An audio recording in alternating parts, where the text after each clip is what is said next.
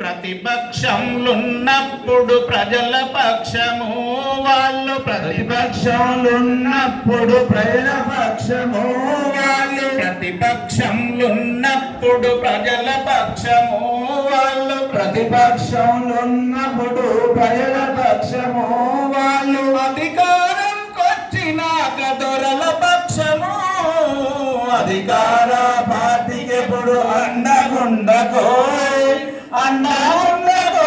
వాళ్ళ జెండా మోయకో, అండగుండకో వాళ్ళ జెండా మోయకో. బెల్టు షాపుల బెల్టుడదీస్తామంటారు వాళ్ళు, బెల్టు షాపుల బెల్టుడవు